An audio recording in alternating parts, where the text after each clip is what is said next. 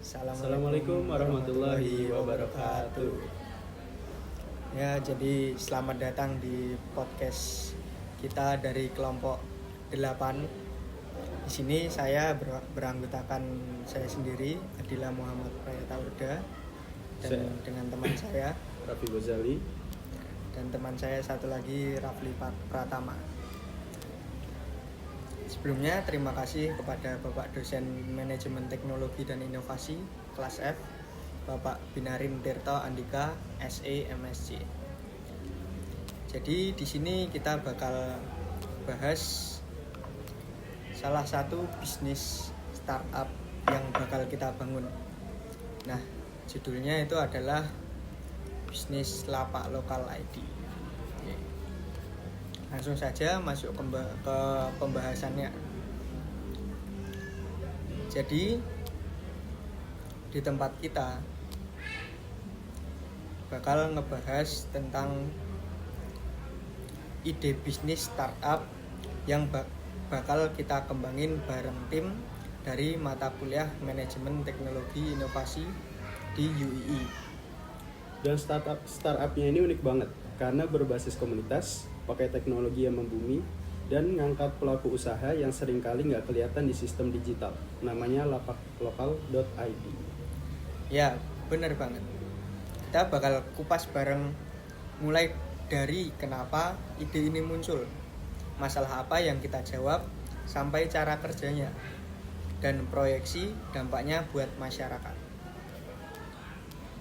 Kalau kita jalan-jalan di gang kampung, pinggiran pasar, atau depan rumah warga, kita bakal nemu banyak banget pedagang kecil, dari tukang gorengan, ibu-ibu jualan nasi bungkus, anak muda jualan kopi literan.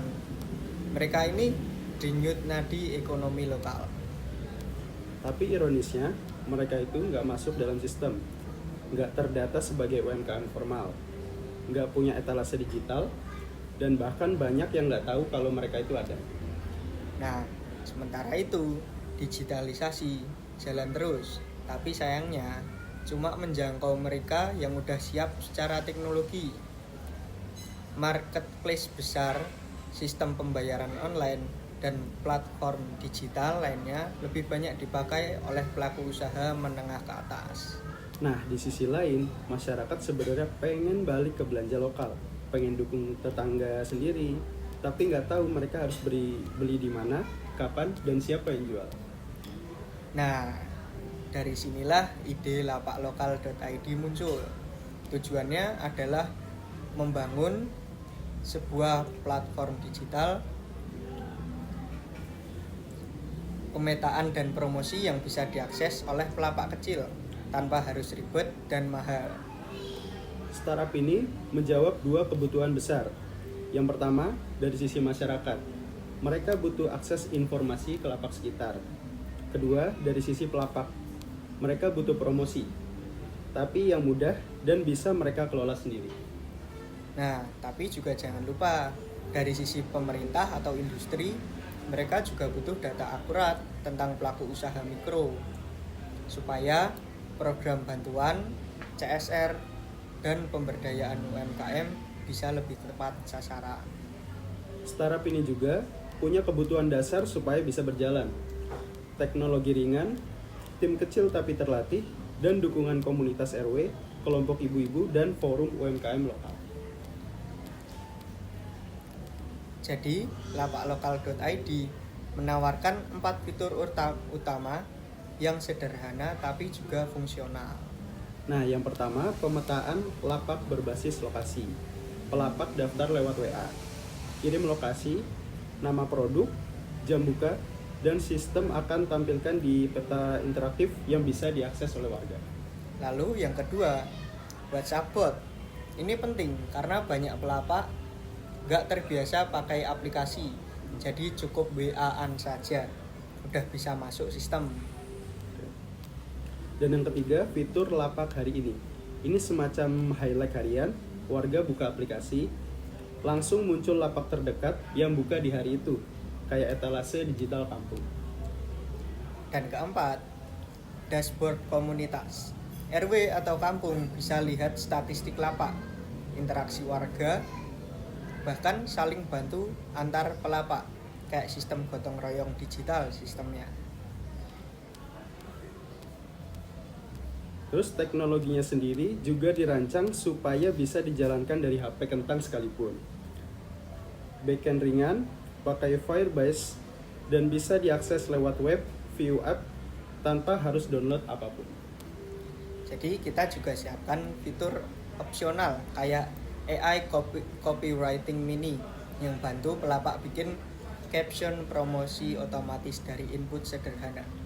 Nah, kedepannya kita bisa tambahkan fitur QRIS untuk pembayaran digital, nitip belanja, atau bahkan sistem langganan lapak favorit. Ini bisa dikembangkan tergantung kebutuhan komunitas. Dan karena modular, sistem ini direplikasi ke berbagai kampung kota atau wilayah adat yang punya potensi UMKM lokal. Startup ini tetap punya sisi bisnis, tapi kita pakai pendekatan sosial enterprise. Jadi monetasi jalan, tapi nilai gotong royong tetap dijaga. Nah, monetasi umumnya dari fitur premium, mulai dari pelapak bisa tampil lebih menonjol, pakai desain promosi otomatis, atau akses insight pembeli. Nah, kita juga buka ruang untuk kerjasama CSR dan pelatihan digitalisasi pelapak. Bahkan RW bisa dapat komisi jika bantu fasilitas pelapak aktif. Nah, lalu di sini kita juga udah buat roadmap-nya, mulai dari 2 bulan pertama hingga 1 tahun. Jadi di 2 bulan pertama kita bakal uji coba di RW pilot. Nah, di bulan ketiga sampai ke-6 MVP, peta aktif, dan WA bot mulai jalan. Lalu selanjutnya di bulan ke-6 sampai 9 fitur premium dan dashboard RW itu juga mulai jalan. Lalu di bulan ke-10 hingga 12 kita sudah mulai ekspansi ke 5 wilayah baru. Nah, kita sempat simulasikan studi kasus juga nih. Contohnya, Bu Siti jualan nasi uduk di RW 4. Setelah promosi lewat lapak lokal ID, pembelinya nambah, omset naik 30% dalam 2 minggu. Atau Pak Darto, penjual es cincau keliling, dia pakai fitur update rute harian. Warga bisa tahu dia lewat mana, jadi efisien banget buat semua. Dan proyeksi kita dalam 6 bulan ini, yang pertama 100 pelapak aktif, yang kedua 2000 pengguna warga, yang ketiga 10-20% kenaikan penghasilan pelapak, dan yang terakhir 30-50 klik per hari di fitur promosi. Nah, jadi lapak lokal ID bukan tentang teknologi yang rumit, tapi desainnya dekat dengan warga. Ini soal akses, visibilitas, dan pengakuan terhadap usaha kecil.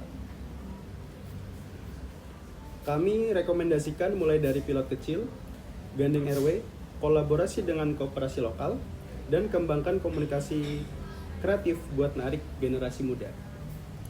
Dan yang paling penting, kita percaya lewat teknologi yang membumi, gotong royong digital bisa jadi nyata. Bukan hanya soal transaksi, tapi soal kehidupan bersama yang adil. Terima kasih udah dengerin episode ini. Kalau kamu punya ide, kritik, atau mau gabung kembangkan lapak lokal ID, bisa DM atau WA aja langsung. Oke. Terima kasih. Sekian podcast dari kami. Terima kasih sudah menonton. Assalamualaikum Assalamualaikum warahmatullahi wabarakatuh.